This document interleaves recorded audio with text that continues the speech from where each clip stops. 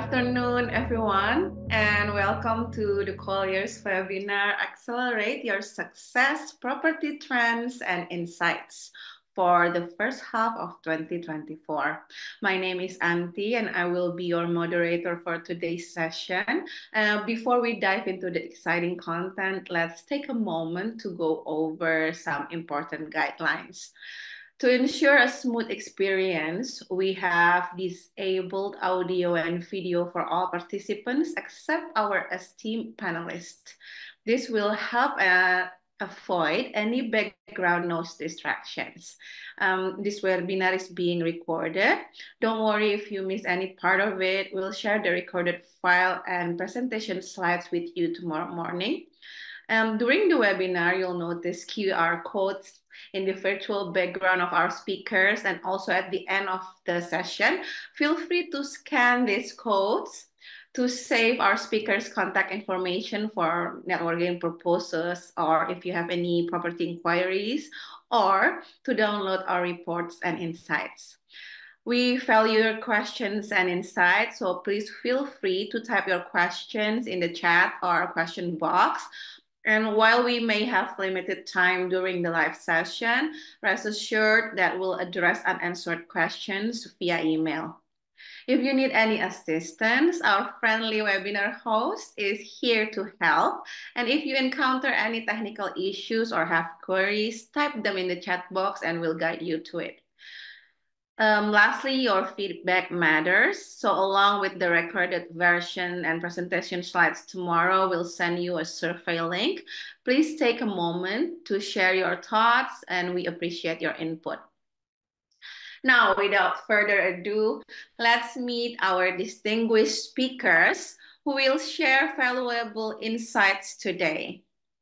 The first one is our Managing Director and the Head of our Capital Markets and Investment Services, Bapak Mike Broomell.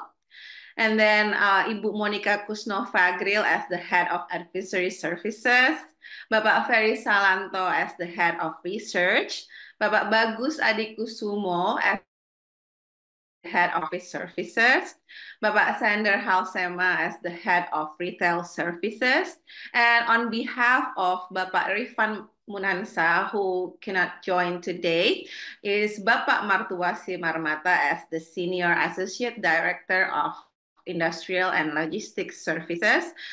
And also with us is Ibu Lenny van Es-sinaga as the Head of Residential Services. And last but not least, Bapak Satria as the Head of Hospitality Services. So our first speaker, Bapak Mike Broomell, brings a wealth of experience as the Managing Director of Colliers Indonesia, as well as the Head of Capital Markets and Investment Services.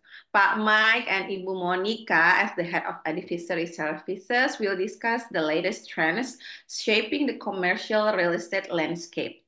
Get ready for valuable insights that can accelerate your success in this dynamic industry. So, Pak Mike and Ibu Monica, the time is yours.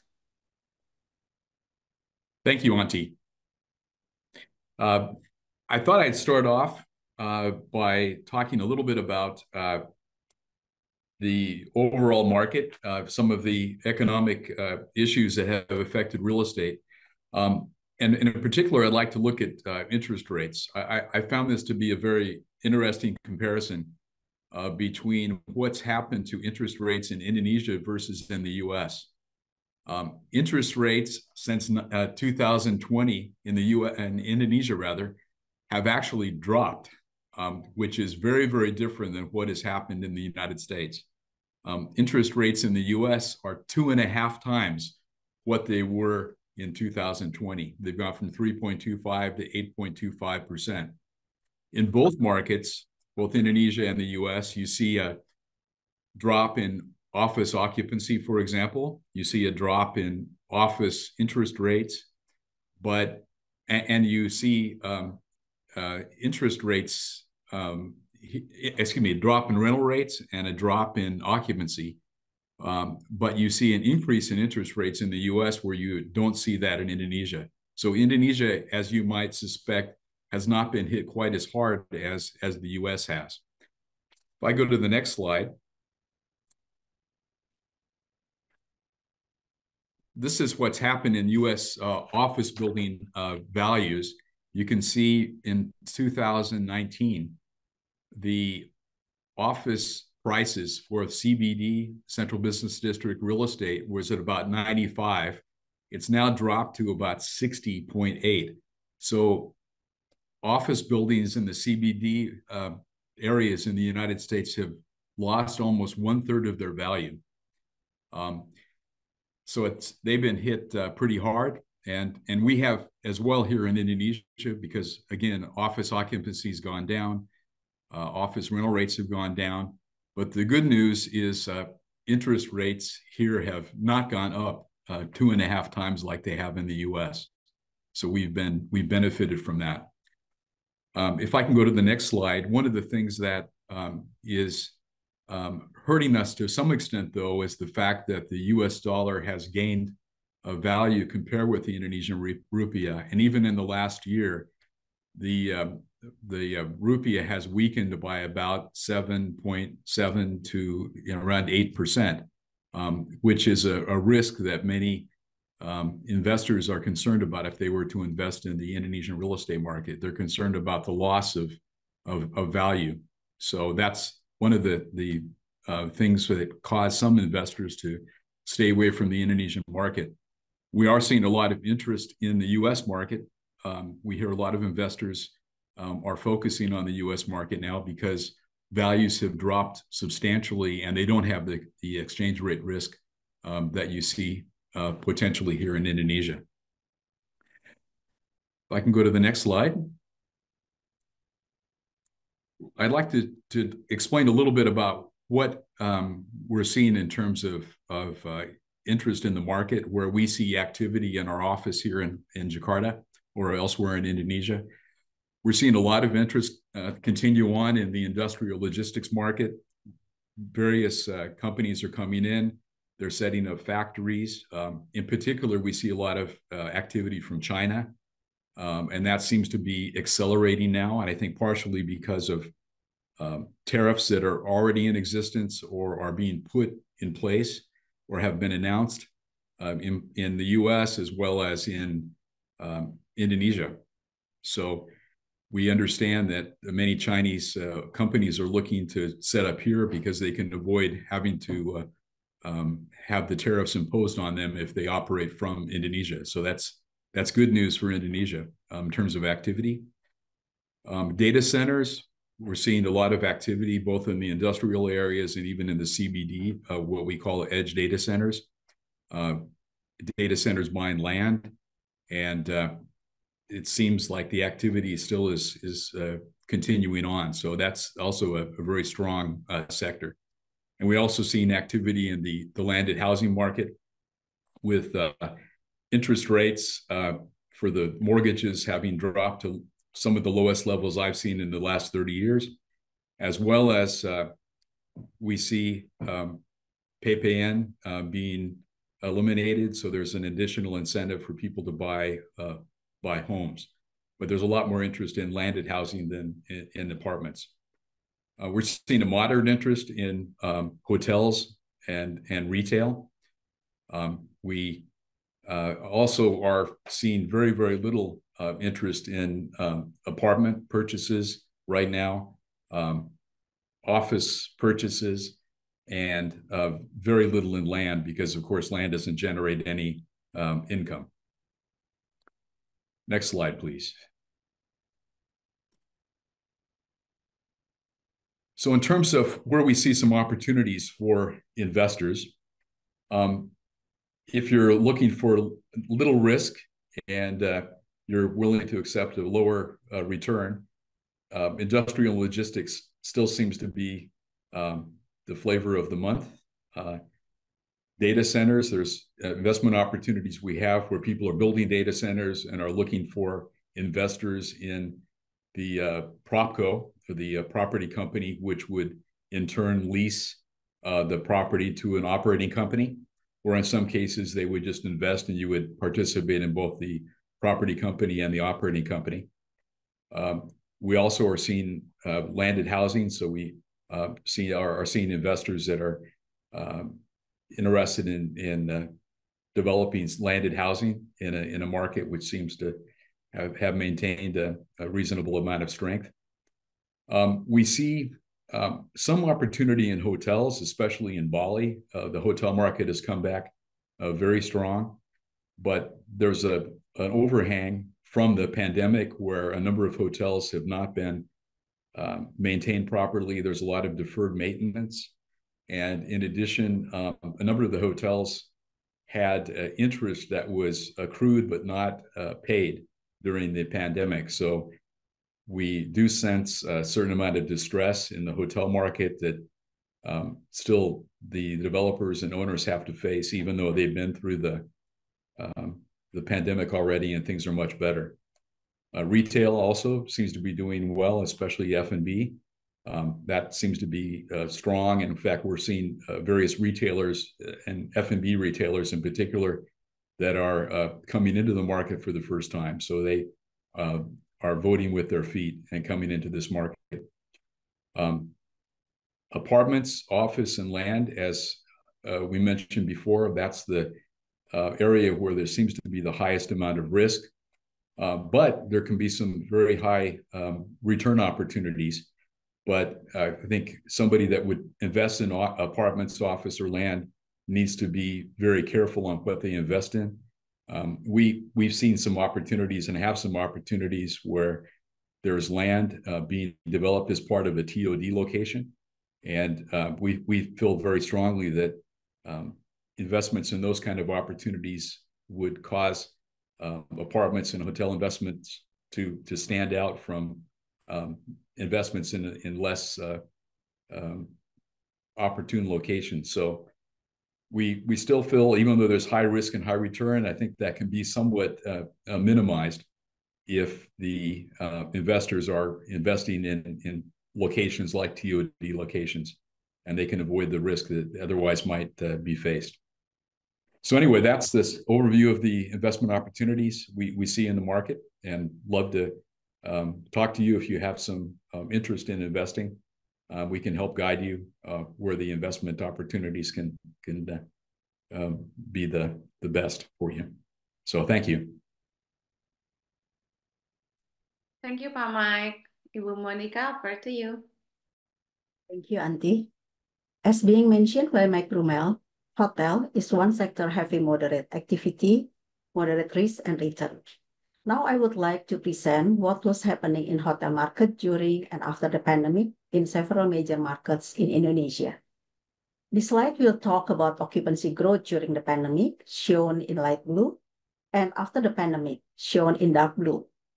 Of these major markets, Bali, Labuan Bajo, and Batam are hotels targeted mainly at holiday travelers, whilst Jakarta, Bodetabek, Sumatra, Semarang, Surabaya are hotels targeted mainly at business travelers. Bandung is quite unique with its market between holiday and business travelers. This slide shows that hotels targeted mainly at holiday travelers had significant drop in occupancy rates during the pandemic, 40 to 50% or even 70% in Bali. However, hotels targeted mostly at business travelers had less occupancy drop during the pandemic, 16 to 35%. After the pandemic, hotels targeted mainly at holiday travelers have shown better recovery. Occupancy is growing by 34% to 57%, whilst hotels targeted at business travelers is showing lower recovery, 13 to 35%. Next slide, please. This slide shows the average room rate growth during the pandemic, shown in light blue, and after the pandemic, shown in dark blue. Different from the occupancy, there was no significant difference. So the average room rate drop during the pandemic was between 6 and 22%. The wide range of average room rate drop was subject to hotel class and the dependency on international market. In general, as in 2024 year-to-date, the growth was similar to the drop during the pandemic. Hence, average room rate recorded in 2024 was similar to the level prior to the pandemic. Only several markets recorded better in 2024, including Batam, Bali, Surabaya, and Jakarta, especially those in CBD area. Next slide, please. Generally, hotels targeted mainly at holiday travelers in Labuan Bajo, Bali, and Batam are characterized by, first, guest mix is dominated by foreign guests, 53 to 73%. Second, guest mix is also dominated by free independent travelers by 65 to 100%. And hotels targeted mainly at business travelers in Jabodetabek, Semarang, Surabaya, and Sumatra are characterized by, first, guest mix is dominated by Indonesian guests, 64 to 96%. Five-star hotels in Jakarta CBD and hotels within industrial areas had more foreign guests. And second, guest mix is dominated by corporate and government guests, including MICE, meeting, incentive, convention, and exhibition market by 40% to 80%. Bandung has unique guest mix, dominated by Indonesian travelers by about 93%, yet free independent travelers by 50 to 80%. Next slide, please. The rapid growth of hotel market in Bali and new trend of travelers living in residence, especially during the pandemic, triggered off the development of luxury residences and villas in Bali. In 2024, luxury residences being marketed are in the form of low-rise residences, with the most common units being marketed are studio, one-bedroom, and two-bedroom units, with selling price of between 48 to 80 million rupiah per square meter. As comparison, this selling price is almost similar to the upper class and luxury class apartments in Jakarta, between 45 to about 100 million rupiah per square meter. Most luxury residences in Bali are developed on leasehold land. Buyers are dominated by foreign buyers and investors. Villas are provided in the size of 100 to 450 square meter, larger than residence unit, with price of between 2 and 17 billion rupiah per unit, or between 20 to 37 million rupiah per square meter building area. Similar to luxury residences, villas are mostly developed on leasehold land, and buyers are dominated by foreign buyers and investors. Next slide, please. Landed houses is type of property with low risk, yet low return. As in 2024, in 3 different areas, Tangerang, Bogor, and Semarang, developers are marketing their middle, upper, and upper class houses. With different areas, different market size and pricing are different. Tangerang provides houses with larger size, 100 to 800 square meter, marketed at higher price in wide pricing range from 2 to 25 billion rupiah per unit. Pricing is growing by 4 to 8% per annum. Bogor and Semarang provide houses with smaller size, 50 to 300 square meter, marketed at between 1 and 5 billion rupiah per unit, and with pricing is growing by 8% to 12% per annum in Bogor, or 5 to 9% per annum in Semarang. And this price is also subject to different land pricing. Thank you. Back to you, Auntie. Thank you, Bu Monica. Thank you, Pak Mike. So in the next session, we'll delve into the office sector. Our experts are here to provide valuable insights. Bapak Ferry Salanto, as the head of research, will walk us through the current state of the office market, and followed by Bapak Bagus Adikusumo as the head of office services, that will share his perspective on the latest trends and opportunities from the office sector. So take it away, Pak Ferry and Pak Bagus. Okay, thank you, Auntie, for the chance, and good afternoon to you all.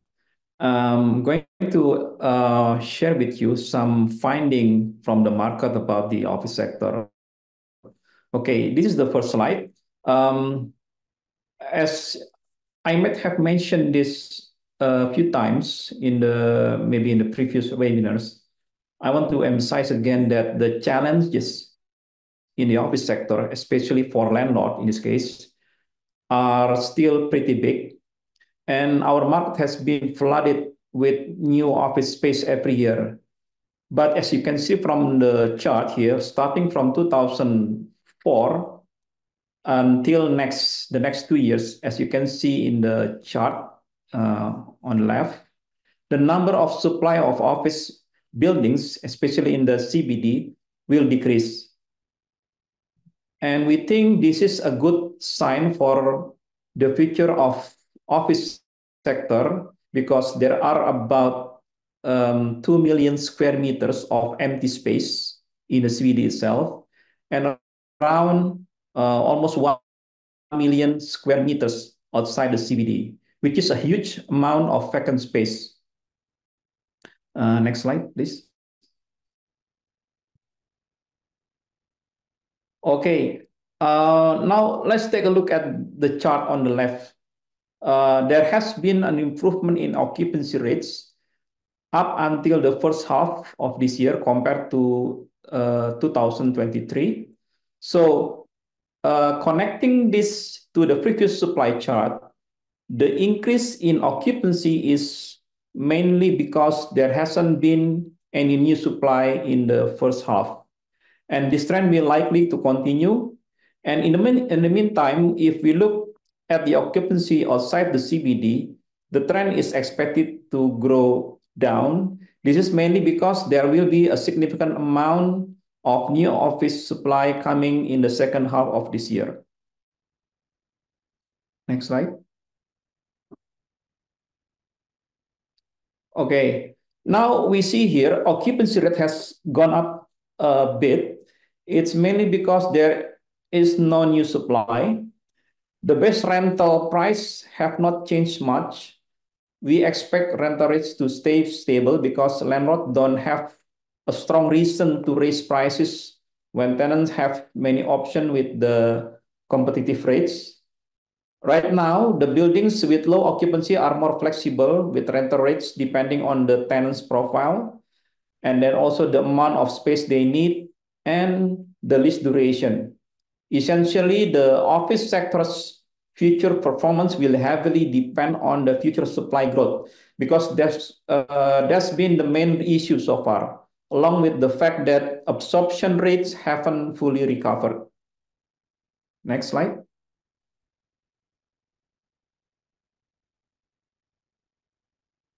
Okay, we are talking about the strata title office here. If you look at the chart on the left, there has been an adjustment in the selling prices of strata title office building in the first half of this year.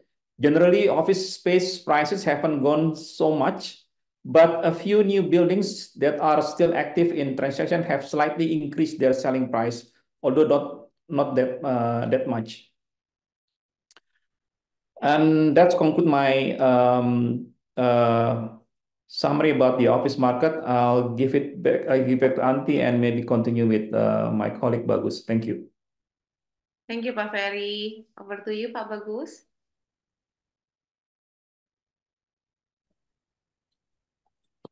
Okay, thank you, Auntie and Ferry. Good afternoon, everyone.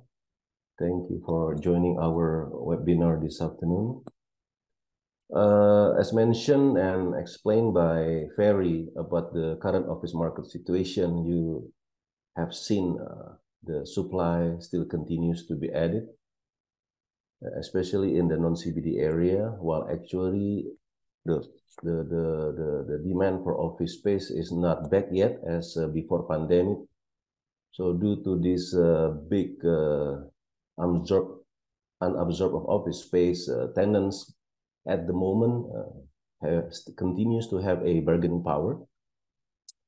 And also another insight is that because of the oversupply condition and then the market is keen towards tenants or occupiers, it requires flexibility from the property owners.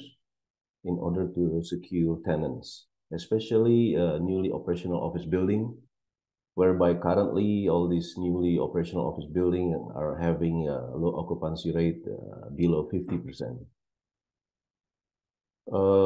Because the supply is still coming into the market, 2022, 2023, and then the performance of the newly office building in 2023 are not having a good occupancy. So that is why a lot of tenants or occupiers basically looking at to move to better quality buildings. So we've seen companies or occupiers that have been in the same building for a long time. They're taking this opportunity of the tenants market and trying to move to a better quality building. Now, as far of the landlord is concerned, as they are competing with other office buildings, a lot of landlords are competing to each other because of the supply is many and demand is not as big as before pandemic. So landlord is recommended to be able to flexible and offer special leasing packages, incentives, a lot of free parking maybe, or some rent free, so not only the factors beyond location and surrounding facilities, the deal itself, the leasing package will have to be attractive. And then another one that seems to be quite common now, beginning of end of 2023, and then it continues until now, is that a lot of more and more occupiers or more of companies look, when they would like to move, they look for buildings that could provide the landlord that could provide the fit-out allowance. And this fit-out allowance to be amortized over the lease terms. So that means for the occupiers, there will be no capex. Next slide, please. Now, the trends that I would like to discuss here is that even though the pandemic is already over since last year, things are coming back, but still a lot of companies are still not yet finding the best solution for their office portfolio. So companies are still looking to implement the right strategies. So what they do is that they try to calculate, what will be the optimum size of office space after the pandemic and until now. So a lot of companies still applying hybrid, even though it's getting less and less, especially in Jakarta, compared to other countries. In Jakarta is actually not so hard to get people back to work, to the office, instead of working from home. So companies that are still applying hybrid working approach are actually the one that doing a lot of right sizing. So by right sizing means that they are doing downsizing. And then we've seen in the market, it could start from 10% up to 40% until now. Companies are looking to right size up to that level. Now, because of these right sizing strategies that's still being done by companies, that push the occupancy rate down. So as you can imagine, mentioned by Pak Ferry, there are about 2 million square meter available space. And then if this trend does not stop, it will add to the condition of office market becoming more challenging. Now, this condition of downsizing or right sizing, the terms that we use it, and then the companies is still applying the hybrid business model. So we feel that this condition of challenging office market will still going to continue until mid of 2025. Especially now, a lot of pre-pandemic leases will be expired sometime next year. Next slide, please. Now, the trends that we see in the future, as I mentioned before, is that one, landlord will have to be flexible and accommodative because the market is tenants market. So they have to compete among each other. So when there is good quality tenants looking to move to seriously looking to move to a new office building or new office space, landlord will have to find a way to appeal and secure those tenants by providing a lot of flexibility. And then one of the things that I mentioned early on is that landlord that could provide a well-designed, fully furnished office space built on the rent is the one that triggers the tenants to consider moving to, because it is easier for occupiers to get approval when there is no capex. Because the problem with fit out or capex, it could easily cost 5 to 7 million per square meter. So imagine if you are moving 5,000 square meter and the cost per square meter capex is 7 million, 35 billion. And it is not easy to get and obtain approval for spending those kind of budget. So when the landlord is able to provide those fit out allowance built on the rent and becoming OPEX, operating expenditures, that will be helpful for the occupiers to get approval. And then quality and flexibility is required. So by the landlord, meaning that the tenant would like to go to a better quality building and requiring to have a landlord that could provide flexibility in terms of their commercial listing and condition. And then additionally also, if the landlord has in-house or third-party fit-out contractors that could help design and build the fully furnished condition office space, it helps the tenants to deal with the timeline, delivery of the fit-out, and also eliminate capex. So in the long run, we start seeing from end of 2023 until today, companies are looking to move to a fully furnished condition office space built on the rent. As a matter of fact, we now helping few large tenants looking into that direction. That will be all, Auntie. Hand it over back to you. Thank you, Pak Ferry and Pak Bagus. Moving on, let's delve into the retail sector. Bapak Ferry Salanto and our Head of Retail Services, Bapak Sander Halsema, have provided valuable insights in this area. Over to you, Bapak-Bapak. Okay, thanks again, Auntie. Okay, before Sanders elaborate the details of retail market, I would like to highlight some of our finding, the latest finding in the retail sector.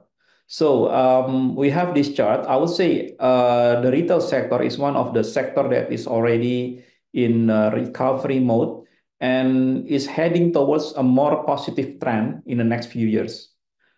Malls have a few things from them, including moderate supply growth, if you look at the chart here.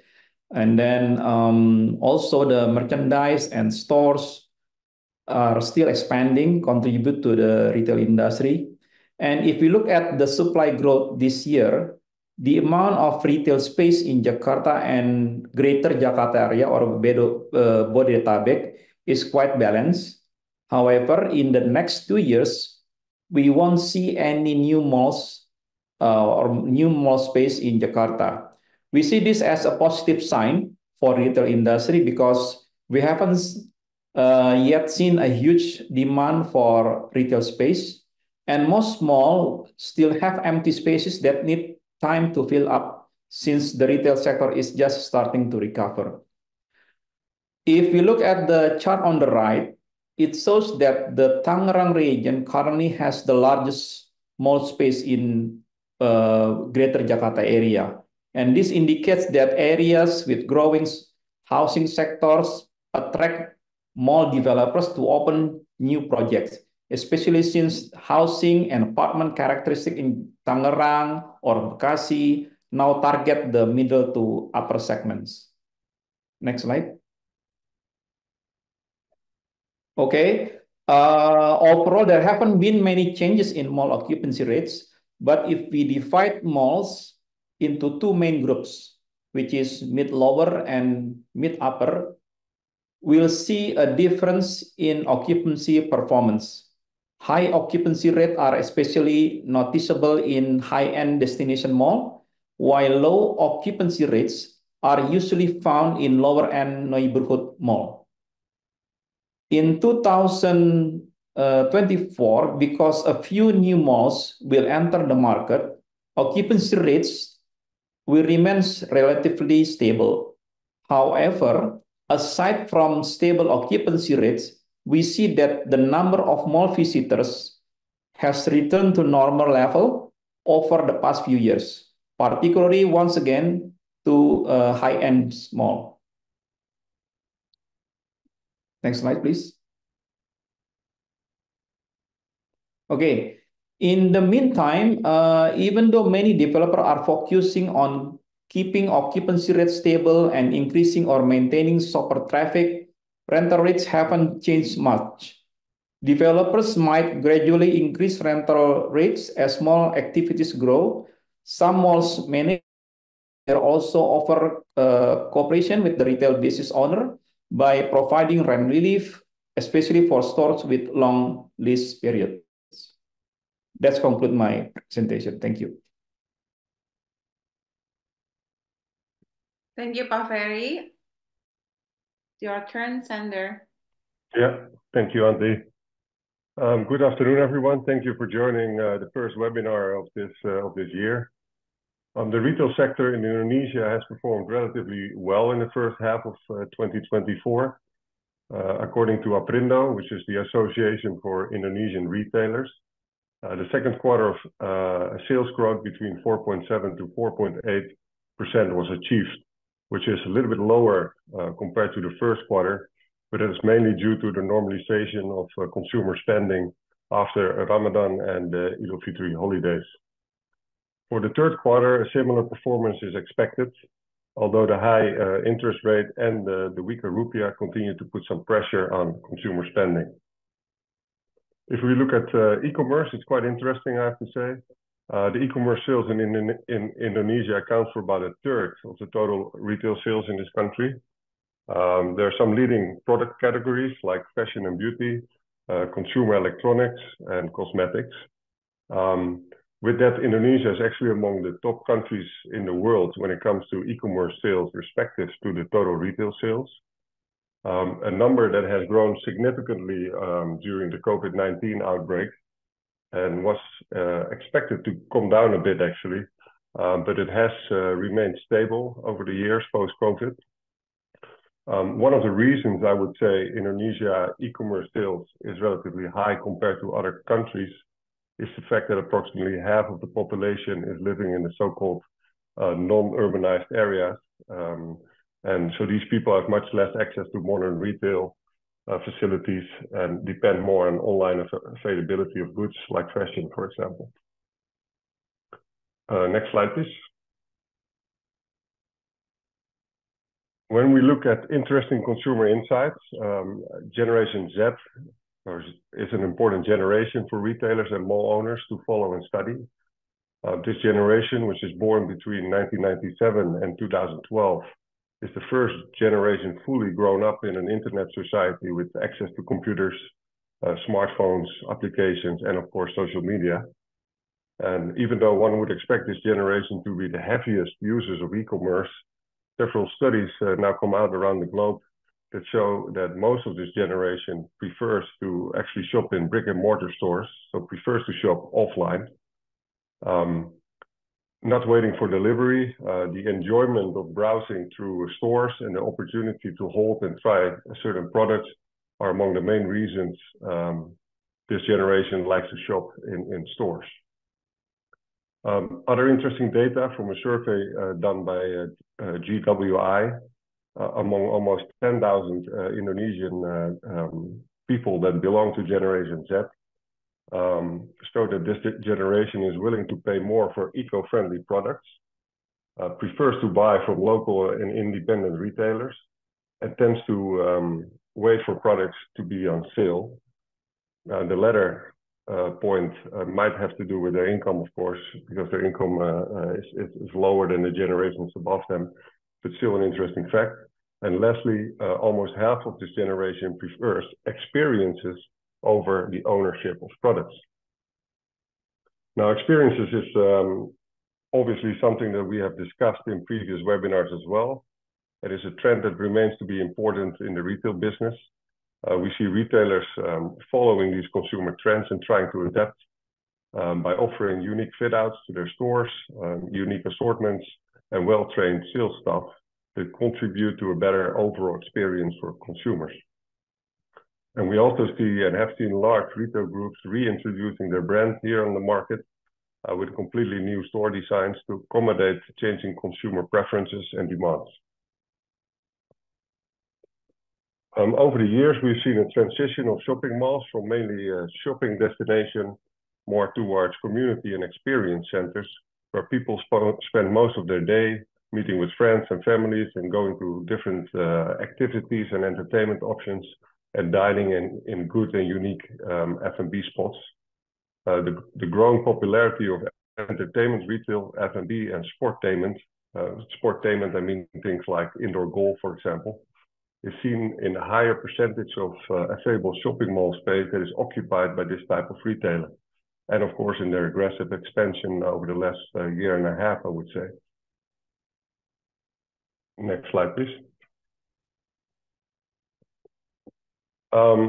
As Michael also said, overall, Indonesia remains to be a very attractive market for most retailers, also for foreign brands, as they continue to look at the Indonesian market and plan to enter. This obviously makes sense as Indonesia and Vietnam combined account for over 50% of the retail sales in this region. Shopping center operators in the country, mainly those with a higher grade, continuously looking for ways to remain to be an attractive destination for consumers by constantly monitoring market trends, organizing relevant events. This is all to maintain, of course, a competitive tenancy mix. You know, so people working in these malls, in the marketing and the leasing teams, they have a very important role to make sure their tenancy mix stays up to date. They attract the right retailers, but also to make sure they organize the right events within the mall to pull in the traffic.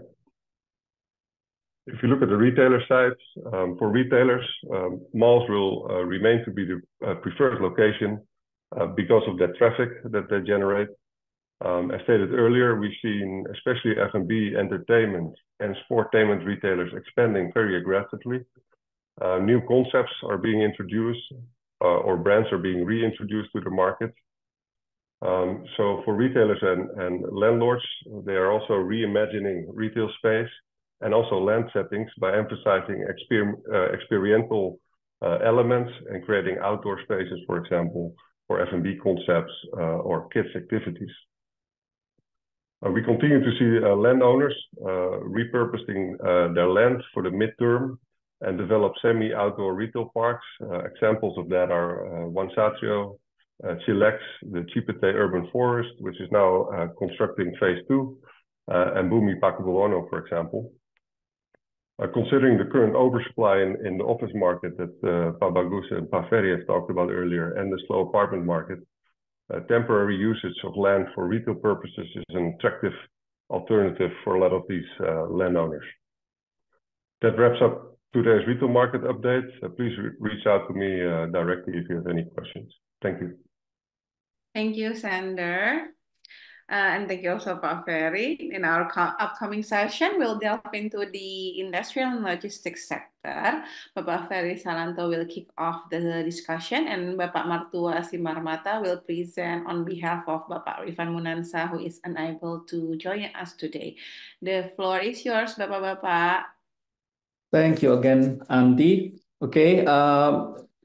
Actually, we don't have all the transaction data for second quarter yet, but the sales pattern is still the same, i.e. dominated by the industrial sales, industrial area like Greenland, as you can see, and then KIIC, Surya Cipta, and others. Mainly,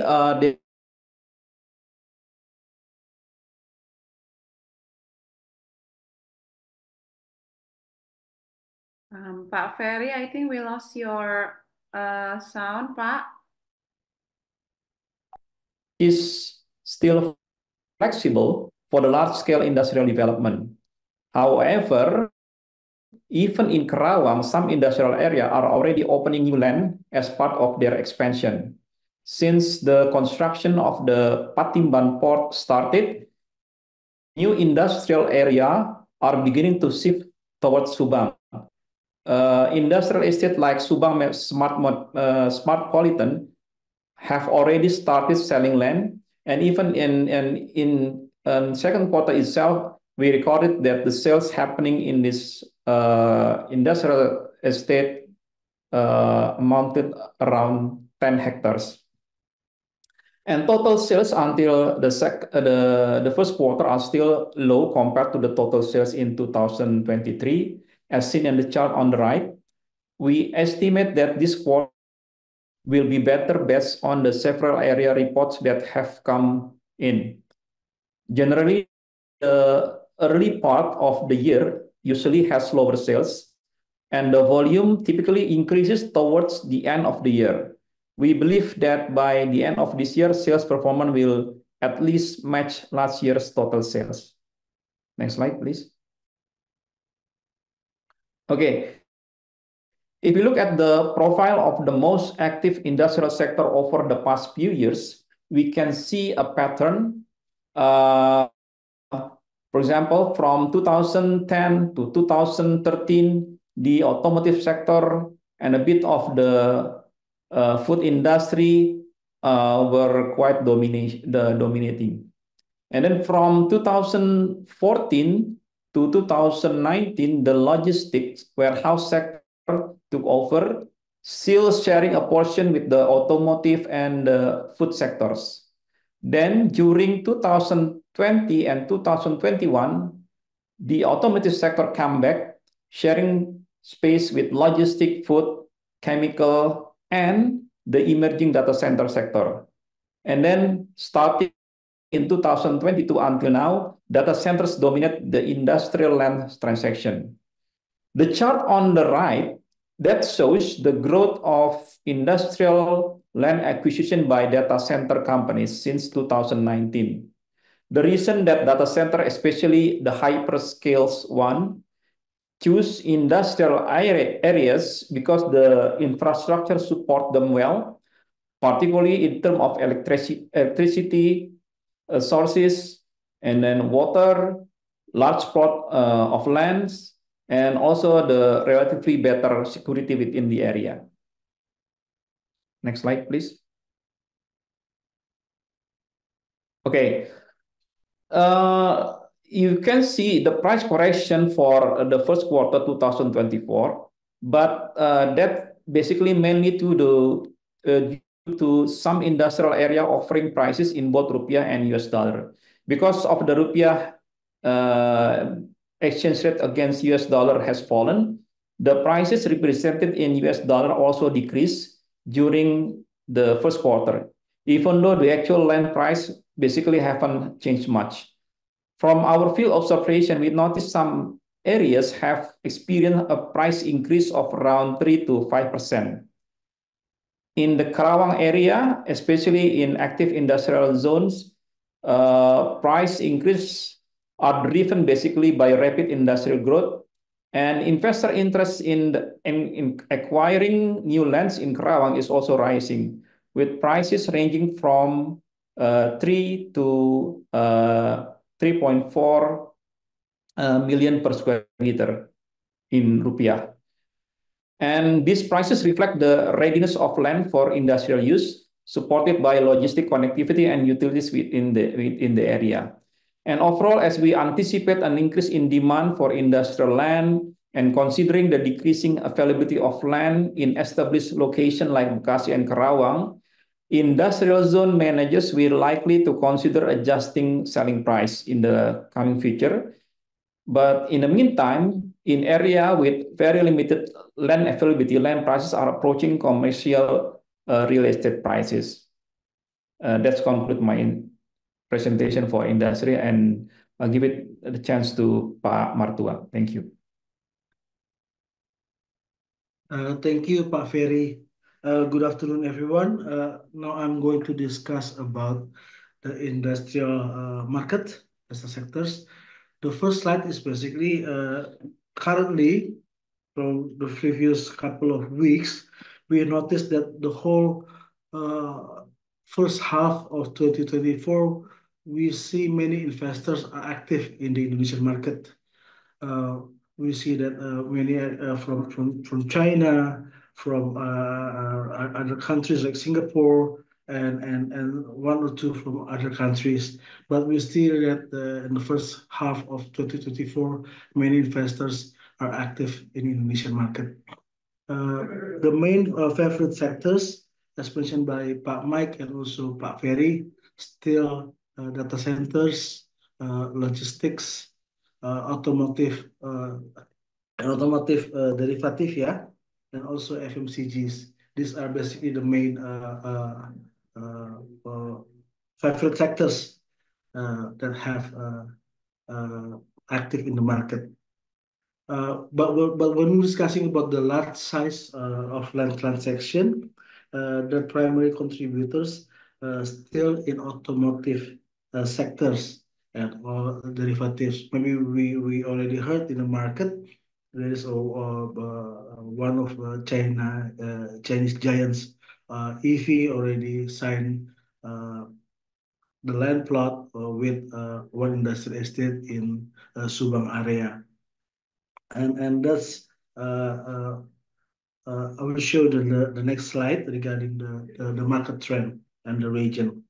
The things that we need to remind to the landlords that during this, even though the active markets, we need to the landlord needs to maintain the competitiveness in terms of pricing and also the land availability. We need because of the competition of the land size and also the investment that happening in the market. Next slide, please. Yes, in regard to the West Java region, these are still the area. We can see that in the beginning, maybe 1 or 2 or 3 years ago, or maybe 5 years ago, investors focused in Cikarang and Karawang area. But now, due to the limitation of the land availability and also due to development of the toll and also the Patimban seaport, it's shifting toward east side of Jakarta, goes to Purwakarta and also Subang. So these are the 4 area now industrial expansions located in West Java. Next. As mentioned by Pak Mike earlier, and also Pak Ferry, currently many foreign investors that we see in the market, they're coming from China. So many Chinese companies expand to and decided to invest to Indonesia. There are several factors. Basically, the 2 factors, pull and push. Well, you see, the first one is as mentioned by also by Pak Mike, the United States imposing higher tax or tariff rates on certain goods which produced in several countries in Southeast Asia. Well, for example, solar panels which produced in Malaysia or Vietnam or Cambodia or Thailand, it will get they have to pay higher tariff or higher tax rate, but not if it's produced in Indonesia.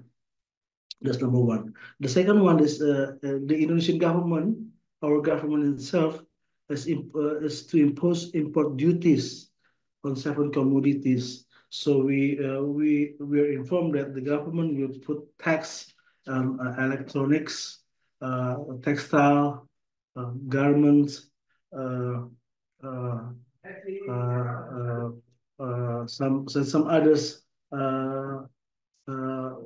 sectors such as ceramics also, and also cosmetics, and so many China or Chinese companies start looking for options to set their factories here to avoid the tariff, so the goods still low price.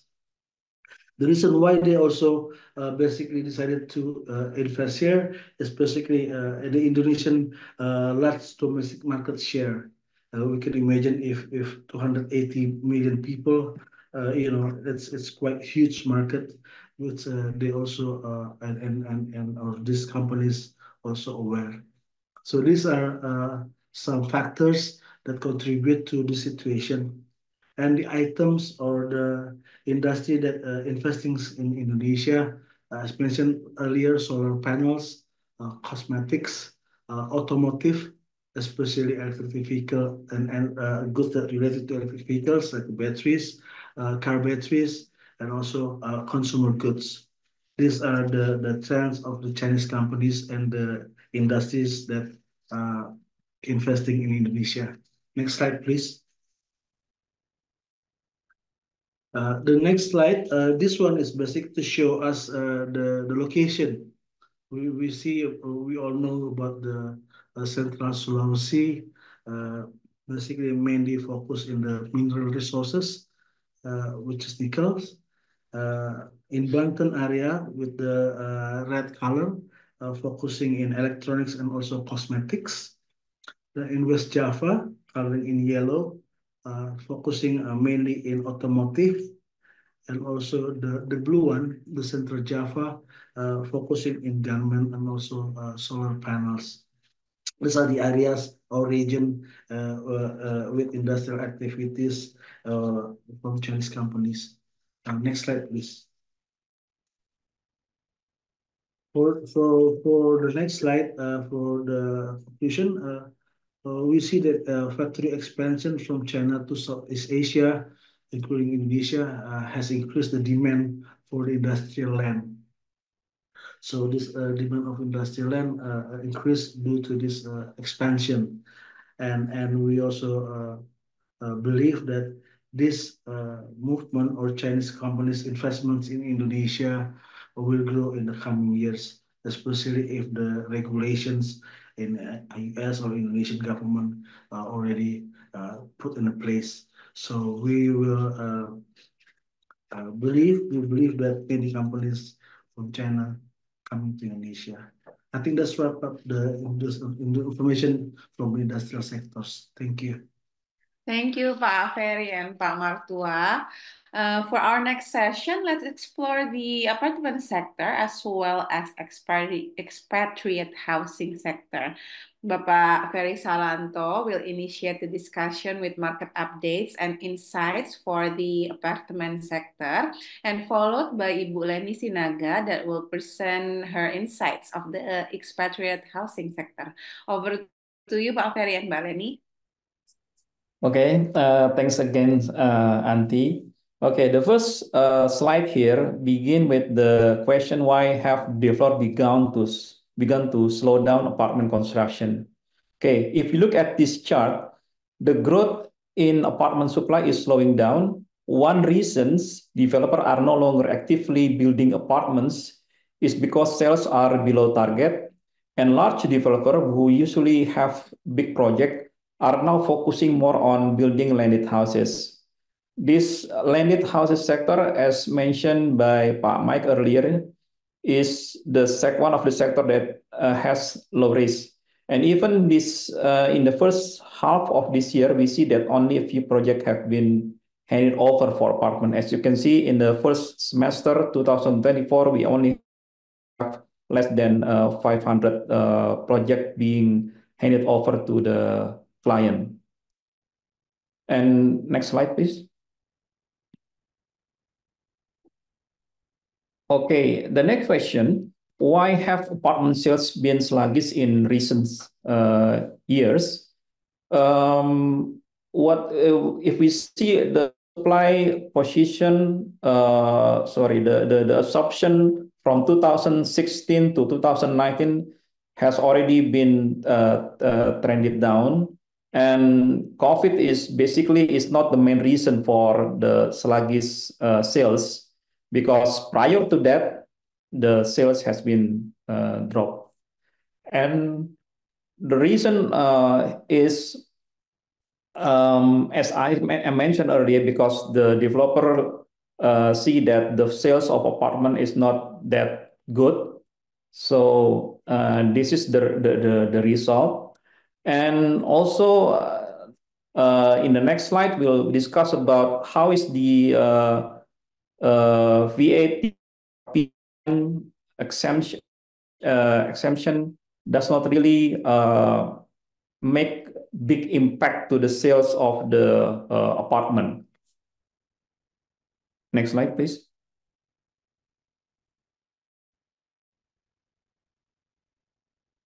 Okay, and the question now is why the impact of VAT exemption is not really felt by the apartment.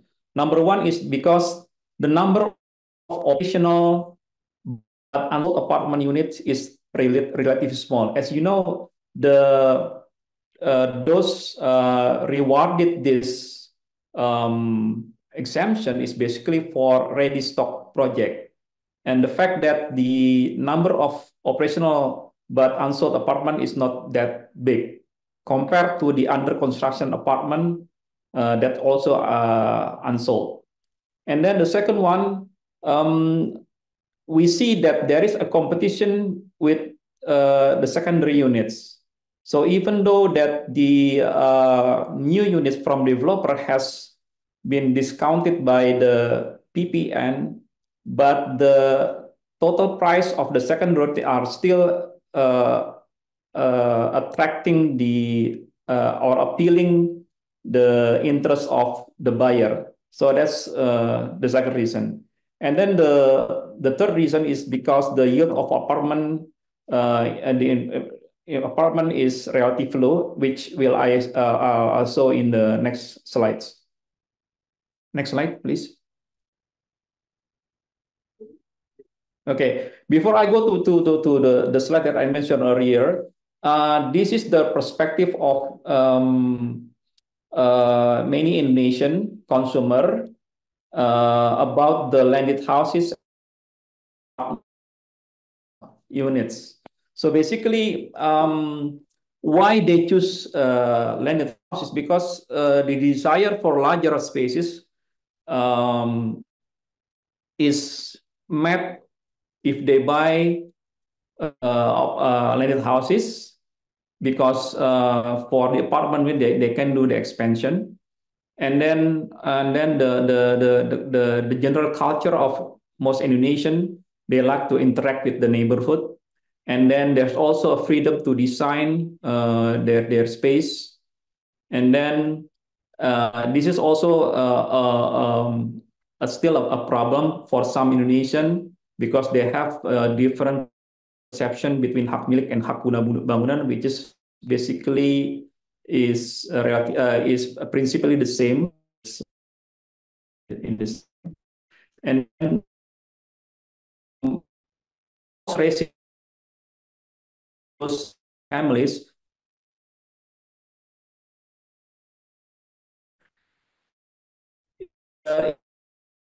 apart see that in and then also pricing between landed houses and apartment. And then if they use apartment, for sure, cost obtaining permit are more, and then and also the affordable prioritize houses over apartments. Next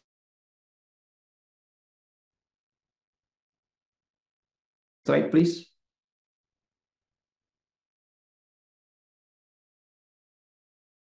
So we have here two different line here. The first, the above line is basically the above line is basically for the existing the take-up rate for existing project, and the below, which is in blue, basically the take-up rate position for the under construction project. As you can see, from 2018 to 2000. Okay, 2018 to 2023, more buyer are more cautious in selecting unfinished product, and that's why the take-up rate declined here. And then from 2023, we see that the interest in buying apartment under construction apartment is gaining strength, and we expect this will continue as we anticipate that the yield could be higher. Next. Okay. Now we'll talk about the number of investor buyer versus the end users. Okay, before 2022, we see that the investor buyer quite dominant, and we know that the apartment are mainly bought by those who wants to invest in this property assets. But in 2023 until 2023, we see that this has been shifting to 46 for investor buyer, which is lower than the previous for 58. And this is mainly because the market was quite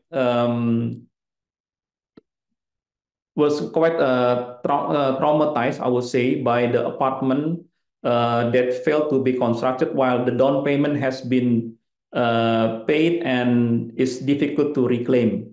And that's basically restrain the interest for investor buyer to buy the unfinished project. And that's why we see that the 54% basically represent the buyers with choose the ready to use, ready to occupy product. But in 2024, this is the data from the first quarter, we see that the number has been in balance between the investor and the end users buyer. Next. Okay, and then why has interest in investing in apartment decline? Basically, we have some data here. This is taken from the Indonesia Financial Authority, and you can see the number of saving based on nominal has been increasing from 2018 to 2024, which reflect that a lot of people having money, but they don't really spend it. And why they don't, for example, why they don't spend it in the apartment? And the reason is because the anticipated yield for apartment is lower than the other investment tools like the 10-year government bond and the time deposits. And if you look at the historical number here from 2017 and 2020 until 2023, the apartment yield has been decreasing quite a bit. And during 2017-2018, the yield might be slightly not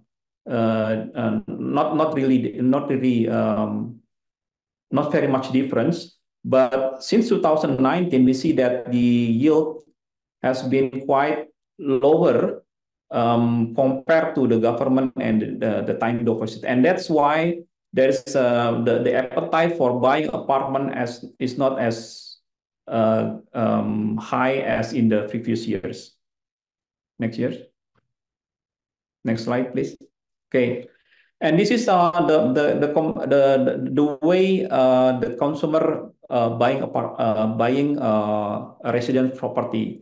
Here we have our own data, which we collect by ourselves. So this is picturized the typical the way the consumer funding when they buy apartment, and they still prefer to use cash installment because using this cash installment they can monitor the progress of the project. But over time we see that the portion for mortgage funding is quite dominant right now, and this is different from what we see in the past few years. But from the Bank Indonesia data, we see that those using mortgage for buying residential, either apartment and landed houses, is quite dominating. And here, what I would like to highlight is the source of funding by developer. So basically, those using bank loan is quite dominant compared to those using the funding from the down payment of the consumers. Next slide, please. Okay, now if you look at the chart here, the price has been quite flat for several years. The reason is that because one is that the current the unit being sold by the developer is not, the prices is not as competitive as the compared to the secondary market. If you look at the table here, the gap is quite showing a big difference here. So that's basically one of the main reason why the selling price remains stagnant, despite that the sales of apartment itself is not as good as expected. Next slide, please. Okay, but we see that the prospect is there, because we see that there is a possibility that apartment yield to increase. If you look at the projected average occupancy for the next 3 years, we see that there will be some increase. There's a sign for that, because the expatriate are coming, and then the rental activity is also has already started to recover. And then we also see that the rental tariff for service apartment is also increasing. So both occupancy and high rental tariff, that's would bring the higher yield, and that's would attract more investor buyer to buy apartment. Next slide, please. Okay, now we see that the housing market for foreigners has shown an increase and consistent growth compared to the previous semester. And then some housings compound with high demand, and there is no more supply. The rental rates will continue to rise, and making apartment accommodation the most realistic option. So apartment could be an option for those which has limited budget for renting landed houses. And then we see that the apartment like, for example, Pakubono Residence and Pakubono Signature, Botanica, District 8, and Pondok Indah Residence, they are basically the some few of best performing apartment in terms of also in terms of rental yield. And given this, we see that the opportunity for apartment is there, especially for those targeting to upper class market, as long as the building management would like they are willing to upgrade apartment facilities to create more comfortable living environment. And then the apartment unit owner, they should willing to redesign their interior to align with the current lifestyle trend and preferences from the expatriate, and also they are willing to renovate the units, anything needed, like the creating a comfortable kitchen, and then also equipping the unit with modern household appliances. Okay, next. Now, this is the summary for the landlord market before I give to my colleague Lenny.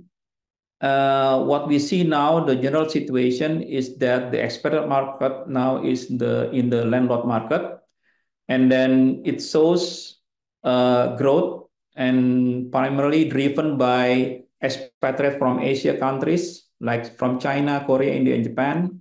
And then what we see now, the expat coming to Indonesia now is single, meaning that they are 90% of them opting to live in apartment in the SCBD and Sudirman area instead of landed houses because the budget from their corporate has been stagnant.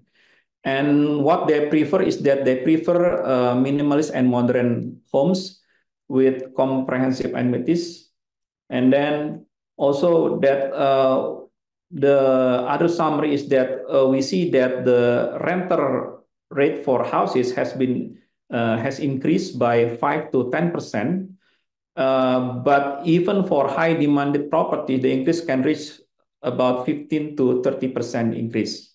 And then we see that this positive trend in the expected housing market will continue on up to the end of 2024, especially after the new government has been at the helm and giving more prospect to the market.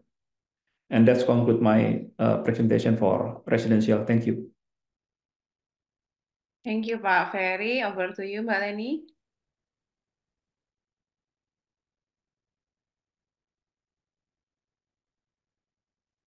Thank you, Auntie. Thank you, Pak Ferry.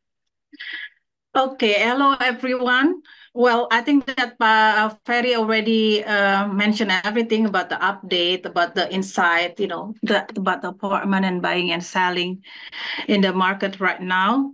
From my part, I want to mention about the expatriate housing. Let me add that a few points about the apartment and landed housing. Like Pak Ferry mentioned that right now that the apartment now that's the tenants market because the supply is a lot and then the demand is not compared to the demand. So that's why that still until now that's still tenants market. Whereas that in the landed housing, that's still the landlord's market because that right now that expatriates, especially that the companies that really selective, to put their expats, well, they have that the requirements that normally for the family to put them that in the complex and a certain complex that meet to their security requirements. So therefore that the high demand properties right now that's still stable that's in the rental price, yeah. So still we predict that this is still going on until the next year 2025. Next slide, please. Okay, next here that the price since that the market the condition it's much better now. I mean that's a lot of the expats coming, the projects going on active again. That's the new projects active back, so we already seen since last years that a lot of expats coming, therefore that you will see the rental price for the apartment, service apartment or unserviced apartment, and then also landed housing that's increase. And then of course, because that the increase that the company, they because that their budget, the expat budget is not increased, they have to negotiate and they have to add from their pocket for the expatriate. So This is also that, like I put in this slide, that the expatriate have to decide either they want to go to the apartment, or which is slightly less expensive, or they have to add that from their pocket, for their budget. So yeah, the condition is still like this. So which is that the company, they cannot increase the expat budget, only for that the VIP positions. Yeah, and this is special case. Next slide, please. Okay, let's talk about the lease and payment terms. I think that since the pandemic, that is more flexible. A couple years ago, well, at that time that you can the landlord more flexible with the monthly or quarterly, But right now, since last year, that's everything's back to normal. The landlords that, especially for the housing, for the landed housing, they prefer that everything upfront, which is that minimum for the 2 years. Well, for the apartment, the landlord still, the apartment owner, that's still flexible. So 1 year that the minimum they acceptable. So, but for the monthly, quarterly, even that for that like annually, most of the landlord that's not accept that kind of that payment terms. Yeah. Next slide. Okay, the trends. Let's talk about the trends. So the apartment, that's still flexible. The owner flexible, because that's still the tenants market. So for the apartment, like Pak Ferry already mentioned, that the most of the owner thinking about for the apartment owner, they upgrade that the unit, give that the best furniture and the modern appliances, how to upgrade that to get that the new tenant to the unit. So yeah, the facilities also for the apartment building management and the apartment owner, that they normally that they're trying to upgrade for their facilities, so that to make that the tenants that happy and comfortable. So for landed houses here, that you can see that the rental that increasing.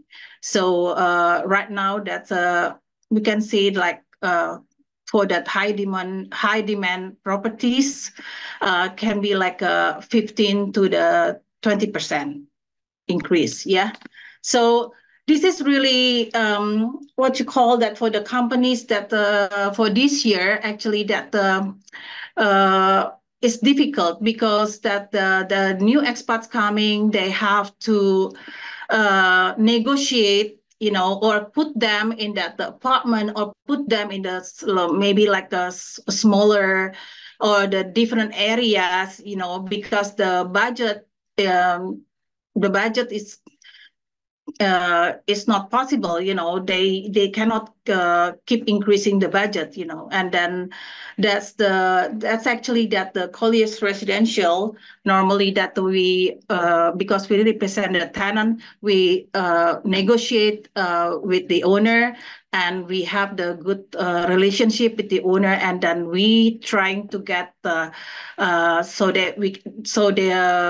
the company can, we can put that the expat on their preference area, and then still can meet the budget. So this is kind of challenging, but we're hoping, but this is also the good news, because a lot of expats coming, a lot of project, and then we're hoping that this can be continued until next year. I think that's all from me. Back to you, Auntie. Thank you, Pak Ferry and Mbak Lenny. Now, for our final session, let's delve into the hospitality services. Pak Ferry Salanto will kick off the discussion, and then followed by Bapak Satria that will share his perspective on trends and opportunities within the hospitality sector. Over to you, Bapak-Bapak. Thank you again, Tanti. Okay, this is the final sector that we are going to discuss for today. And here, before I go into this chart, I would like to emphasize that the hotel sector has bounced back faster than other sectors. That's also mentioned by Pak Mike in his early introduction. And there are several factors influencing this, including the very moderate supply growth over the past few years, either in Jakarta, Bali, or Surabaya. And also the hotel sector quickly recovered not long after the COVID pandemic ended. If we look at this chart, new hotel room supply has increased slowly, allowing the hotel industry to adjust. The supply table on the right that shows some new hotel projects have been completed, but the number are still manageable, meaning that the increase is not that much, indicating that hotel business remain optimistic about this sector. Next slide. Okay, from this chart, we can see that the hotel occupancy in Jakarta returned to normal levels even since 2022. And then the room rates has also gone back to pre-pandemic levels. And in the first half of this year, the increase in occupancy was driven by the Idul Fitri holidays and some hotel offering school holiday package, especially for the staycations. Next slide. Okay, here is supply for hotel in Bali. As you can see, the supply condition in Bali has been stable with only a slight increase in new hotel rooms, including the first half, during the first half of this year. And so if we look at the next slide, okay, go to the next slide. Okay, now we can see that hotel performance in Bali remains stable and has returned to its best. Hoteliers are now more confident in raising room rates. So if we look at the ADR performance in the previous slide, Bu Monica mentioned as ARR, which is the same terms. The performance from early 2024 until this May is already higher than in the previous years. The chart at the bottom left shows the number of tourists coming to Bali that has returned to normal in 2023. Although the number for 2024 are only up to April, if the trend continues, this number will grow again. Several events in Bali also contribute to the influx of the tourists. Next slide, please. Okay, the growth of hotel room supply in Surabaya is pretty much the same as in the other two cities, which is growing moderately. And this gives the hotel market room to grow more positively. As we can see in the next slide. Next slide, please. Okay, here we can also see that the hotel performance in Surabaya measured by occupancy and room rates has also improved and returned to its monthly trend. For the ADR, as shown in the chart below, the number have even surpassed those of the previous years. And in conclusion, the hotel sector has recovered quickly because one, business activities has resumed, mainly driven by the government spending and the primary support for the, which is as primary support for the hotel sector. And we are still waiting for the private sector to also drive the hotel industry further. And two, beside the increased business activity, the supply factor plays a significant role in boosting the hotel business. So give a moderate supply growth, occupancy level can be maintained. That's conclude my presentation for hotel. And I'll give the chance to Pak Satria to continue. Thank you. Thank you, Pak Ferry. Good morning, everyone. Good morning, because I just have my coffee that makes sure that I'm still awake and excited about the numbers and also the insights that our colleague have been given to us. This is going to be also an excitement information that we would like to share to you. Actually, in the past 6 months, on the first semester of this year, we are in the hospitality industry, we're worried because of the activities, the events, and the performance that we can achieve. We have plenty of important things going on during this first semester. We have the election, we have the numbers of activities, we have numbers of accidents, and so on and so forth. But as we were predicted last year, actually, is that our election is the People Party that everybody knows, especially also the foreigners knows that the People Party in Indonesia is exciting. It's different with the election in other countries.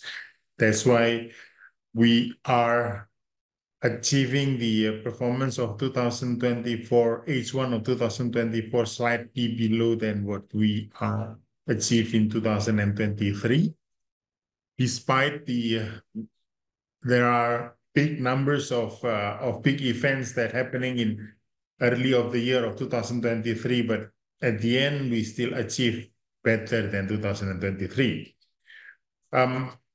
The demand of the holiday and relaxations on the H1 of 2024 is also showing the positive trend. We saw the numbers of Australian that are coming to Indonesia is already come to the numbers of before pandemic. Even we also see the numbers of other market. The second biggest market that we enjoying before is start increasing, even though we still see that their numbers in Bali is not there yet. But if we would like to see the global of Indonesia, actually they are scattered in all area in Indonesia from Danau Toba through the Raja Ampat. So we see a lot of new faces, a lot of foreign travelers coming, not necessary to come to Jakarta and also to Bali all the times, but we also already seen that the foreign visitors are already come to the second, even to the third tier city of Indonesia.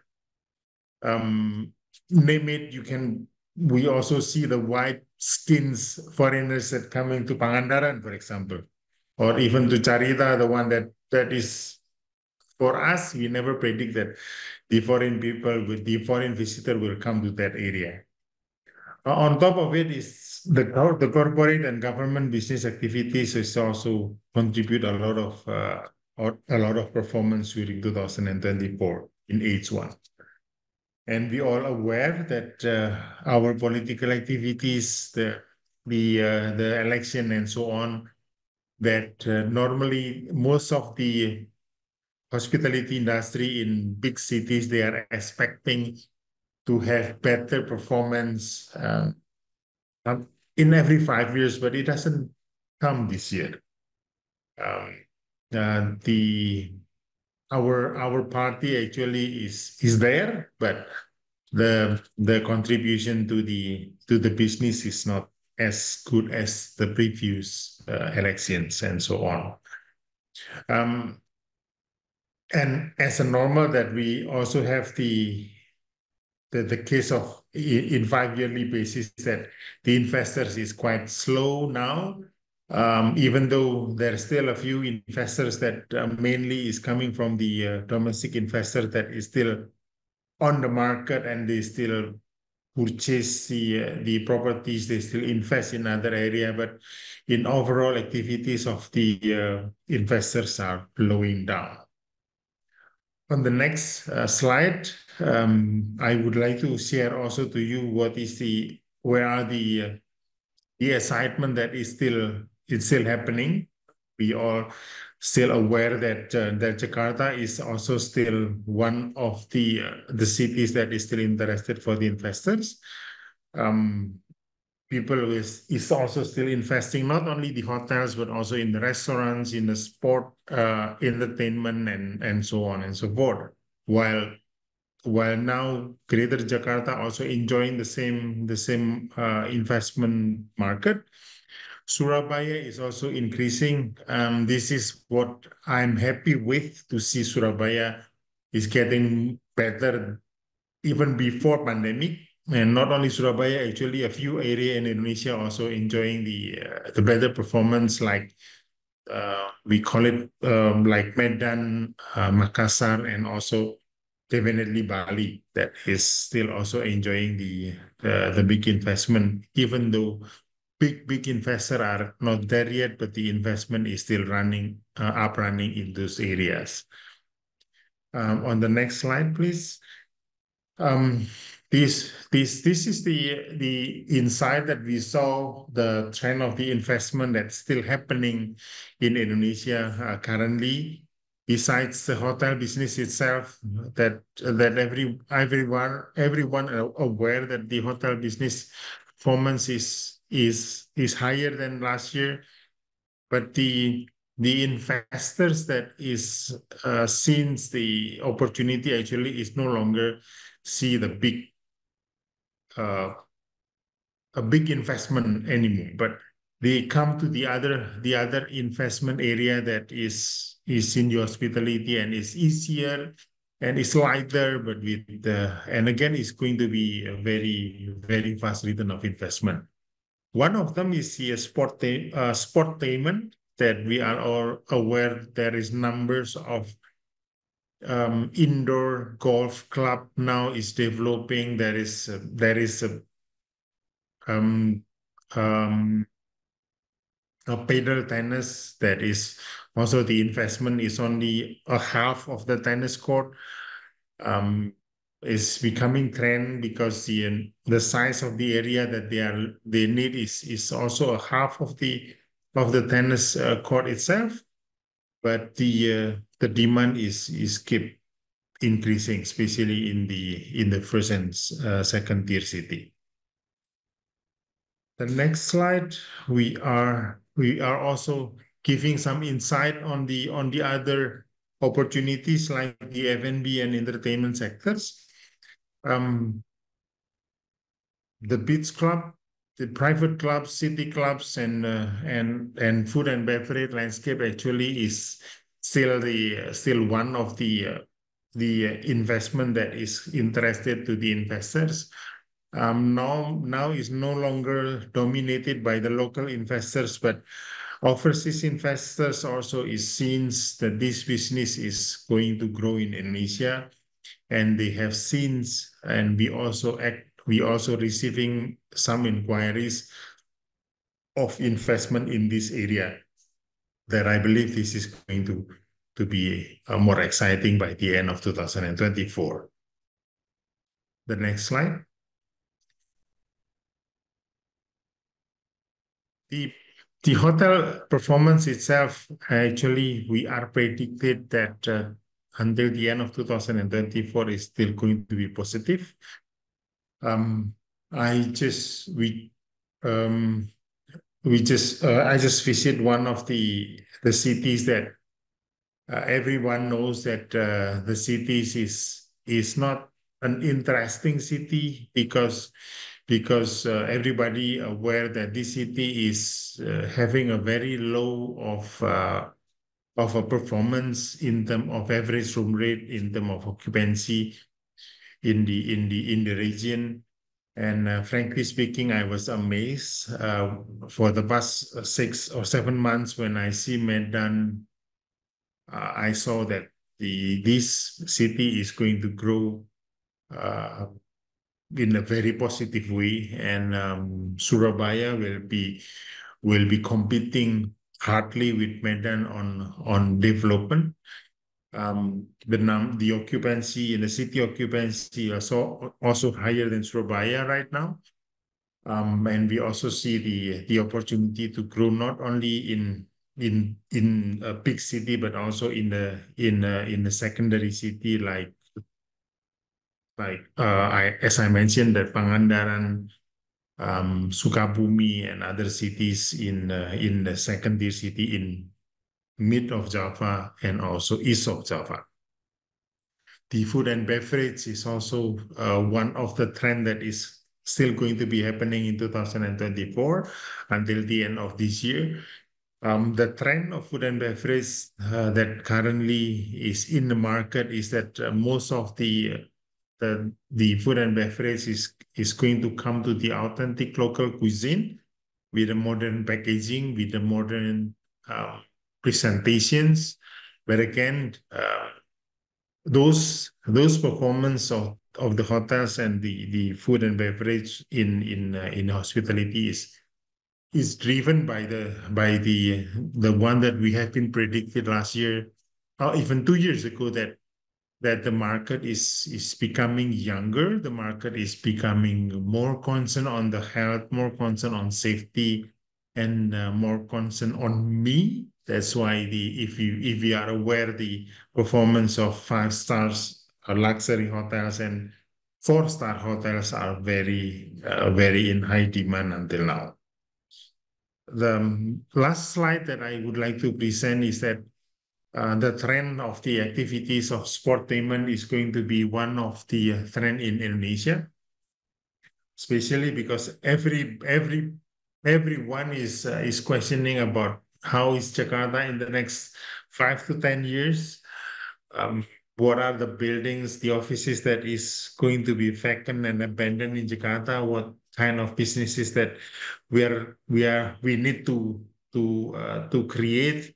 This is one of the answer that we see the trend of the sport payments is becoming there, and the business is not as small as what we are predicted, that only the business is only from the rental of the court or the rental of the rooms, but a lot of side businesses that is going to grow, and the revenue is going to even bigger than comparison on the main business itself to rent the court.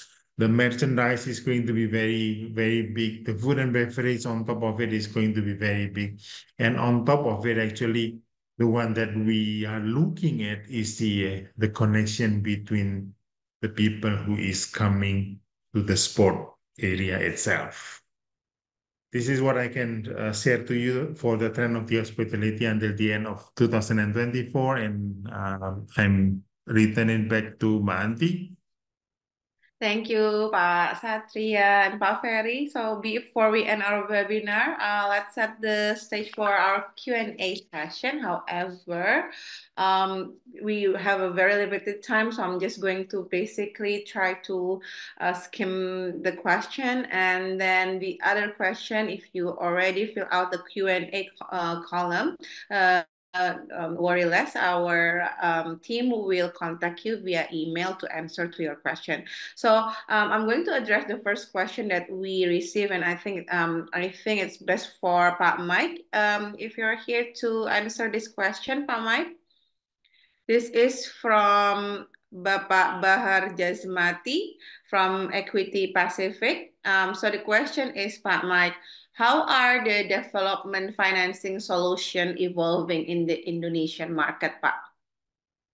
It's interesting you mentioned that, because we're getting more and more requests to help developers arrange financing. And we have been approached by various banks that are willing to provide financing for development. Of course, it depends on the asset class and location and many other factors. But we'd be interested in helping with that.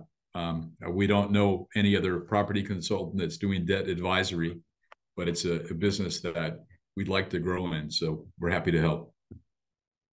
Thank you, Pak Mike. So we're moving to the next question, and I think Ibu Monica from Advisory Services can answer this one. Ibu Monica, the question will be from Bapak Nur Eko Priyo from Dana Pensiun Samudra Indonesia. Bapak Nur Eko Priyo raise a question. What is your projection of housing market in the range of 800 million to 1.5 billion in 2024 and 2025, Bu? Thank you, Pak. Yeah, actually, the market for this pricing, we call it like a middle class houses between 800 million to 1.5 billion, is still there. The reason why now developers develop the middle, upper, and upper class is because the land price is getting higher and higher. So the middle, upper to upper class, usually they develop housing with the land prices more than 6 million or even up to 20 million per square meter. So what we see in the market, the middle class houses with that price, about 800 million to 1.2 billion or 1.5 billion, should be developed on the land cost or the land price is about 3 to 5 million or maybe less than 6 million. Yeah. So it means that the location will be further away from the city, because those the middle upper to upper class, usually those located within the township developments. That's my answer, Auntie. Thank you, Ibu. We're moving to Pak Bagus and Pak Ferry. I think the question can be a joint answer from Pak Bagus and Pak Ferry. Ahmad Mahi. Yes. How do we see the government intervention to make the office sector healthier? An example, tax incentive for developer for carbon reduction, pushing tenant to occupy green certified space. Would those intervention become the game changer? What do you think, Pak Ferry and Pak Bagus? Okay, thank you, Pak Maki. First of all, we agree that the office sector is not in a good shape. And if we see it from the developer's perspective, there are two main problems basically. One is the oversupply situation, and now the company haven't fully resumed expansion. Plus, the work from home policy makes company less likely to increase their office space. So basically, I happen to assist with the real estate organization, and we are trying to push the government to address this oversupply situation. Basically, as a consultant, we have the data, which means that we can give an alarming system for the local government who issue the permits and ask them when to give the permits and when to stop. And this means that the local government needs to start being brave enough to issue like a moratorium like they did for the retail sector. The moratorium is for on new office buildings. And considering if that area that they are about to give the location permit is already has too much supply. And then regarding the incentive for carbon reduction, to be honest, I haven't analyzed it much yet, but in the future, given the regulation, the development of new office building will be more selective because the choice will only be for project that meets this criteria. I've heard about the green financing idea from Bank Indonesia that will offer more competitive interest rates for developers who incorporate green aspect into their buildings. But maybe I think Pak Bagus can add on the interest of tenants in occupying green building certificate buildings, and are they ready for relatively higher rental tariff in such building? Please, Pak Bagus. Thank you. Yeah, adding to what Pak Ferry has mentioned, it has become more and more required by a lot of companies, especially multinational companies, and also part of the ESG initiative. that they are kind of compulsory to move to a green certified building. So we see that already coming, and then it's going to be coming more, required more in the following years. So that is why in a lot of advanced countries, they provide carbon credit, they provide a lot of incentives to green buildings, if you want to develop green buildings. But unfortunately, at the moment in Indonesia, we are still, I think the government is still trying to find a way to do that. And it is not easy because regulation will have to start, and RAY maybe could help, real estate organization that Ferry has mentioned could start and help develop the program, the regulation towards that. But overall, what has been given right now in the market, additionally, is that the supply is already over. The challenge of demand for office space is still there. So at the moment, what can be done other than moratorium is that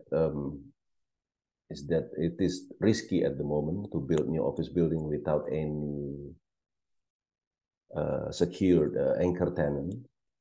So right now, what I think that government could do is to help with the growth of the country itself and the growth on the demand.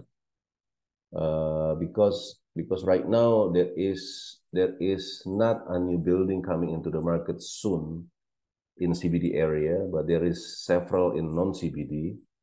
So I don't foresee developers building a new building right now because of the current situation, unless the building they will own and occupy themselves, could be, you know. But generally speaking, no developers probably on a speculative basis build an office building right now, or planning to build office building right now. So if government maintain GDP growth of about 5% every year, that helps with the demand for office space, because statistically the relevancy between growth of the GDP and demand for office space is very strong.